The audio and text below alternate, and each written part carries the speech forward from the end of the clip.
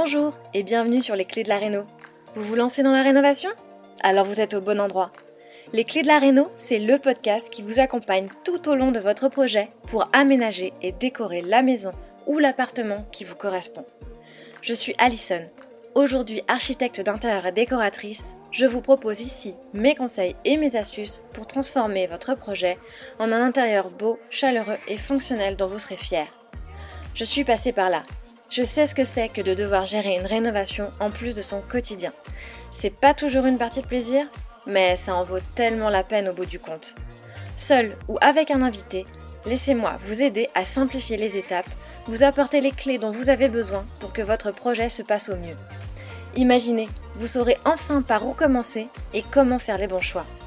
Retrouvez-moi aussi sur Instagram, c'est tout simplement les clés de la réno podcast pour encore plus de partage et de retour d'expérience. Allez, on y va ?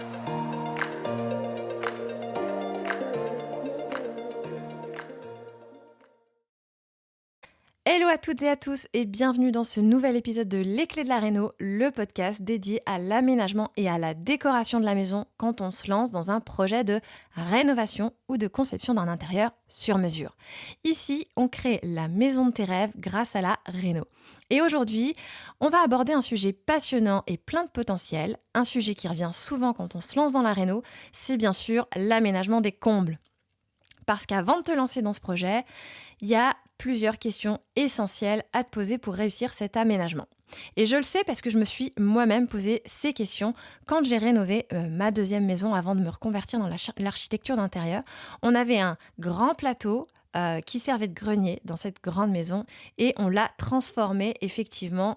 On a aménagé ces combles et donc on s'est posé toutes ces questions qu'on va voir ensemble aujourd'hui.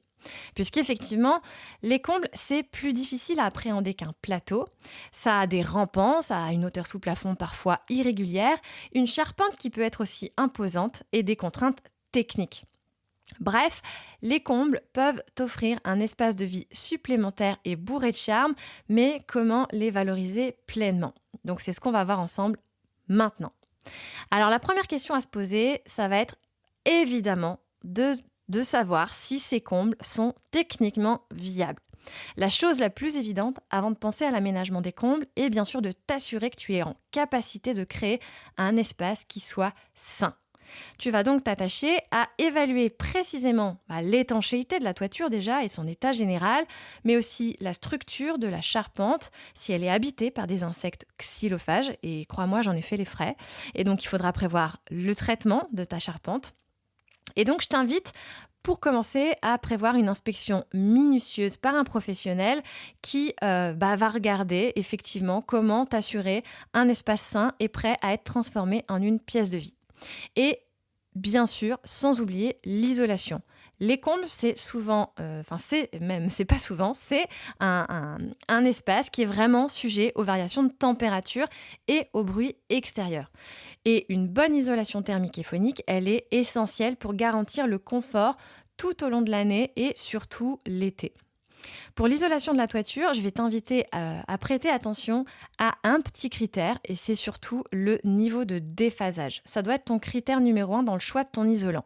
Parce qu'effectivement, le déphasage, pour faire simple, c'est le temps que va mettre la chaleur ou le froid à traverser ta couche d'isolant pour intégrer ta maison.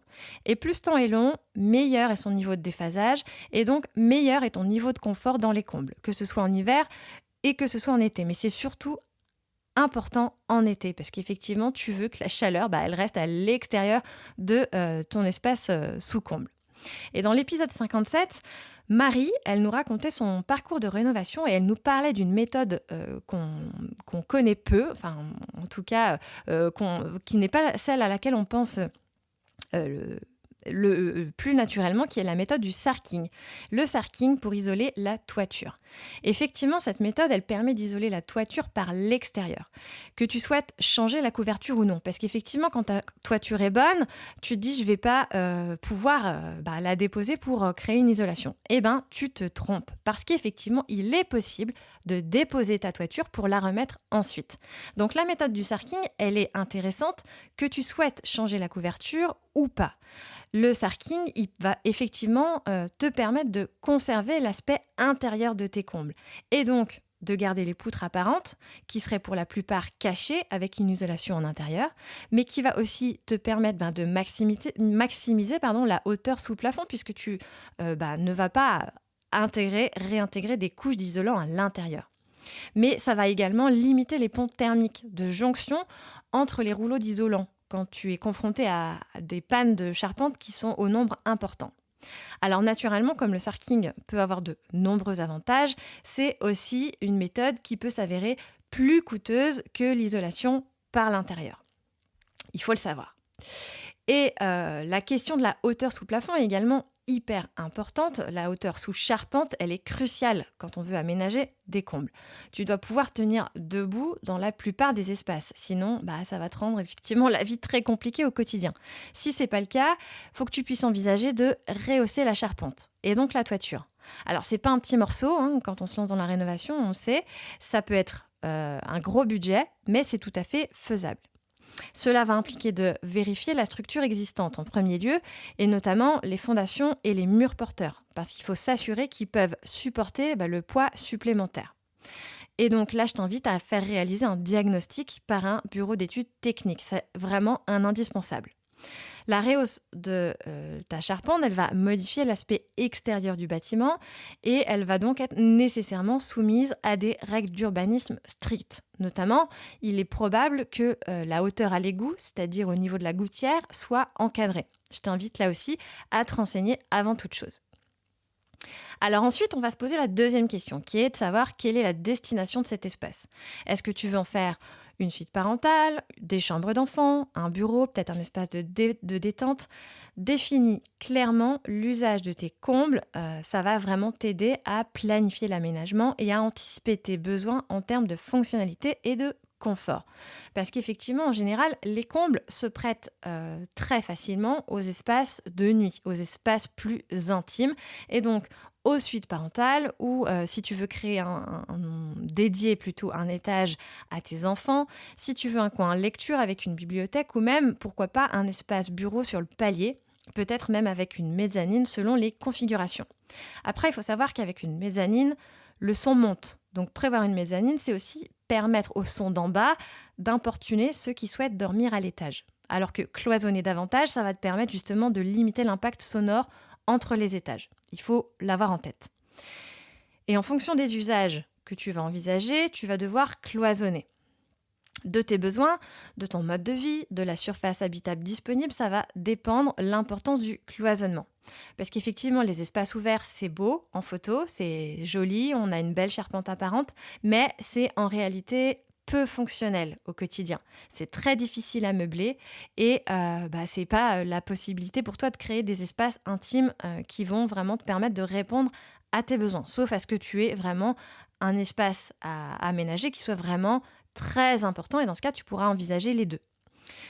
Il faut avoir en tête qu'effectivement, la plupart du temps, créer des cloisonnements, ça va donc réduire tes espaces de surface disponibles, mais ça va te permettre d'aller créer les pièces dont tu as besoin. C'est normal. Et donc, une surface habitable utile. Et un espace ouvert, bien sûr, est plus esthétique parce qu'il va mettre en valeur la charpente, il va être plus agréable à vivre. Donc le tout, ça peut être aussi de trouver une solution intermédiaire, avoir des espaces ouverts et pourquoi pas avec des cloisons vitrées ou des portes vitrées qui te permettent de cloisonner ou d'ouvrir selon le besoin ou permettent de changer la destination des pièces en fonction du moment. En plus de l'usage, il va être crucial de penser à l'accessibilité. Effectivement, comment est-ce que tu vas accéder à cet espace ? Tout de suite, on pense à un escalier, c'est naturel. Et donc, l'ajout d'un escalier va être un point majeur de ce projet. Il faut réfléchir à son emplacement pour ne pas perturber l'agencement existant de ta maison, donc à l'étage inférieur, et pour garantir une circulation fluide entre les étages. La circulation, tu vas donc devoir la penser à la verticale, là où tu pose ton escalier, mais ça va aussi impacter les circulations horizontales de tes étages. Comment tu organises les espaces de circulation aux 2 étages pour pouvoir accéder à cet espace d'escalier. Et aussi, comme je l'ai dit dans l'épisode 52 sur le pouvoir de la boîte, prends le temps de bien réfléchir au type d'escalier que tu veux créer, à son style, aux matériaux que tu vas utiliser, parce que ça aura un impact énorme sur l'esthétique et sur l'ambiance générale de tes espaces. Choisir de faire réaliser un escalier en métal n'aura vraiment pas le même impact d'éco qu'un escalier en bois, ou inversement. La question suivante, ce sera évidemment la lumière naturelle. Comment faire entrer la lumière ? Puisque souvent, les combles, c'est plutôt bas de plafond et donc ça peut être des espaces assez sombres.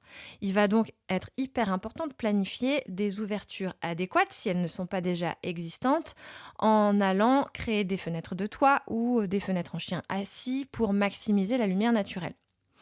Il faut vraiment porter un soin tout particulier aux ouvertures, surtout si celles qui existent déjà sont mal proportionnées ou sont insuffisantes ou avec des matériaux non performants.